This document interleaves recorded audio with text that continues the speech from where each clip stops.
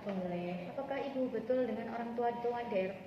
Iya, betul. Ya baik, di sini saya perkenalan diri dulu ya Bu ya. Saya Aprilia, gizi yang bertugas pada pagi hari ini di Rumah Sakit RSUD Dr. Sutomo. Nah, bukan edukasi gizi terkait kebutuhan gizi Tuan DRP. Apakah Ibu bersedia? Iya. Baik, saya lanjutkan ya Bu ya. Iya. Sebelumnya Ibu udah pernah mendapatkan edukasi gizi sebelumnya? Belum pernah ya Bu ya. Iya. Jadi di sini saya akan memberikan edukasi gizi terkait kondisi Tuan DRP. Tuan DRP ini sebelumnya datang ke rumah sakit dengan keluhan luka bakar ya Bu ya. Nah, kondisi luka bakar ini tentunya membutuhkan energi dan protein yang cukup tinggi untuk memperbaiki jaringan lukanya, sehingga diet yang dibutuhkan yakni diet TETP. Ini ya Bu. Nah, diet TETP ini singkatan dari tinggi energi dan tinggi protein.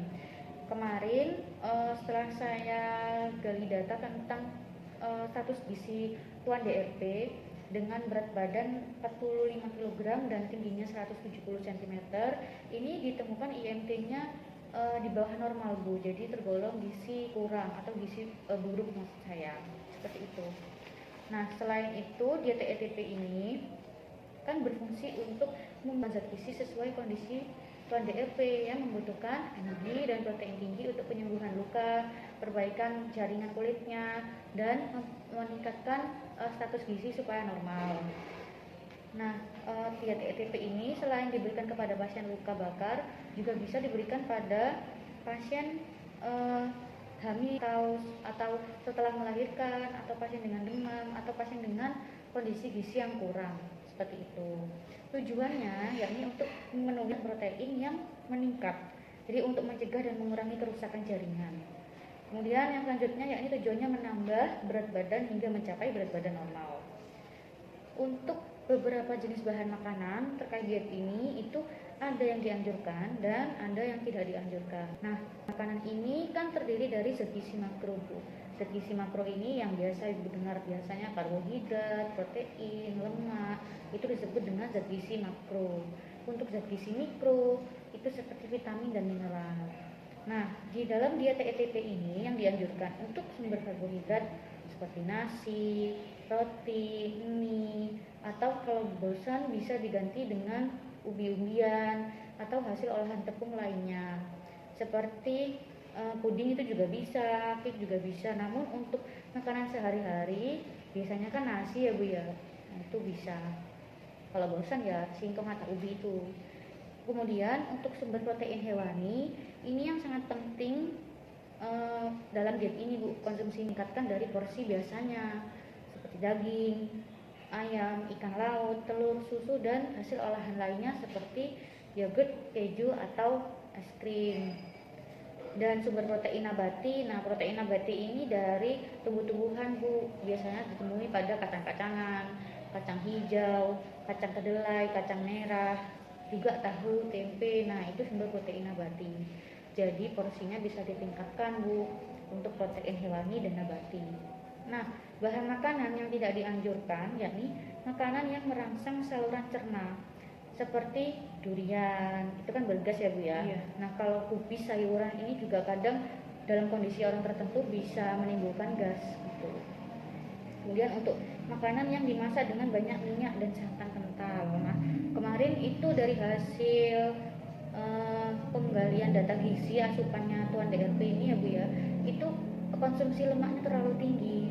Jadi seperti banyak olahan menu yang digoreng menggunakan minyak. Nah, saran saya itu bisa diganti dengan membutuhkan minyak terlalu banyak.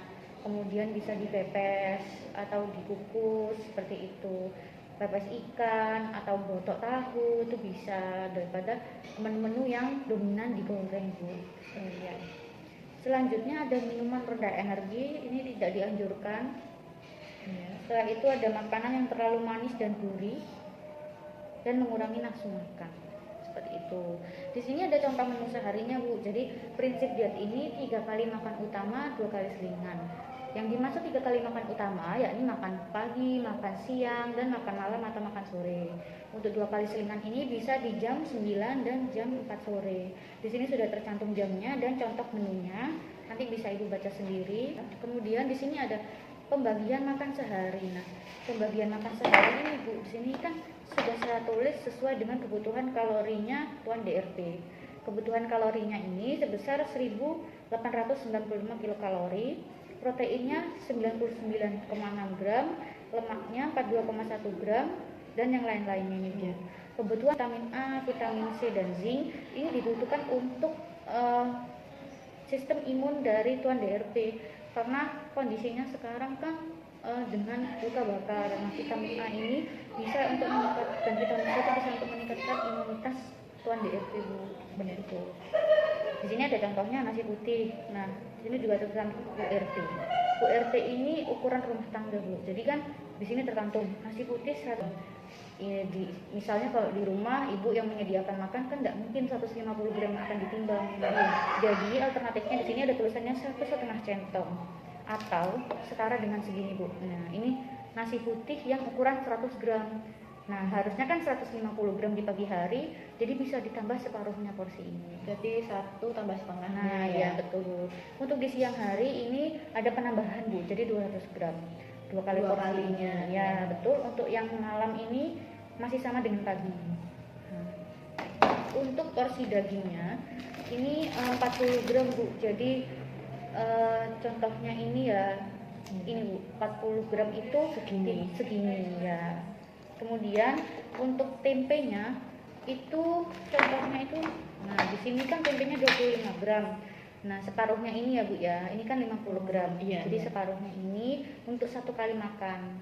Jadi misalnya di sore hari juga mau makan tempe juga separuhnya ini.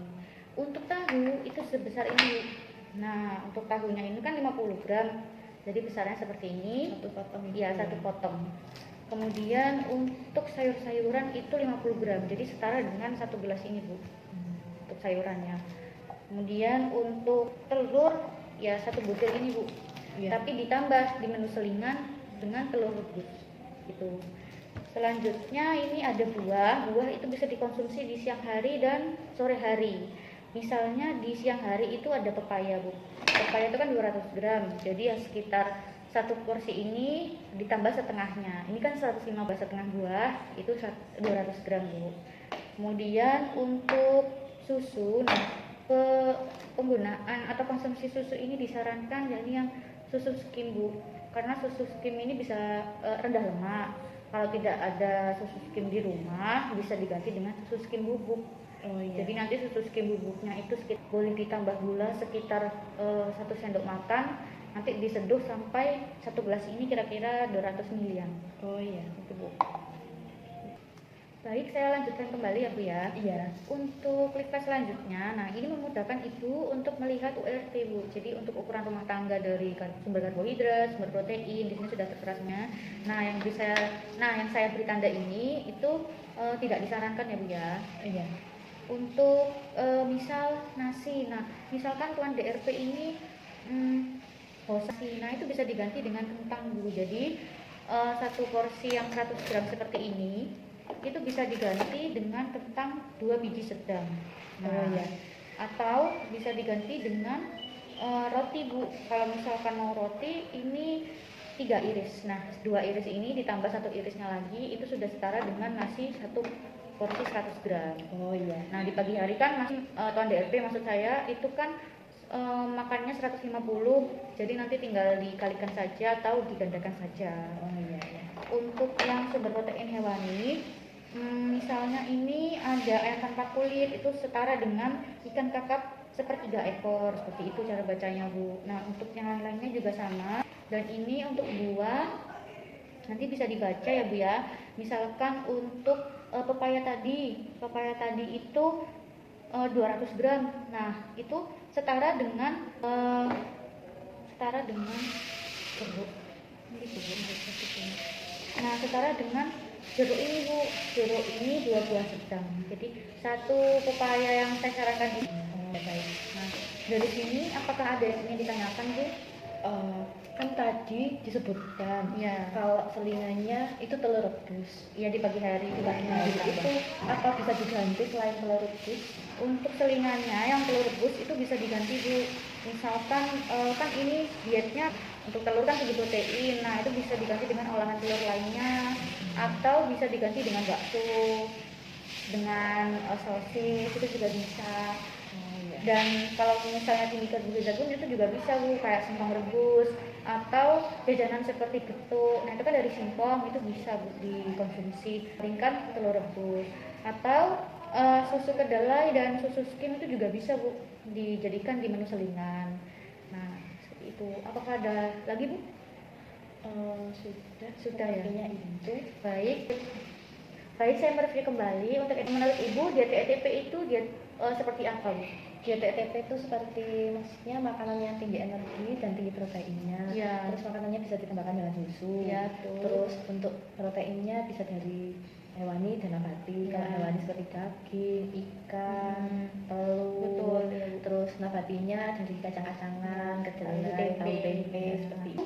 Untuk tujuannya memenuhi kebutuhan energi dan proteinnya yang kurang tadi. Ya, karena kan kondisi Tuan DRP Iya. membutuhkan protein yang tinggi untuk penyembuhan Penyembuhannya ya. tadi. Selain itu apa lagi Bu? Untuk menambah berat badannya karena Iya. kan tadi katanya status gizinya kurang. Ya, di bawah batas normal ya Bu ya. Iya. Betul.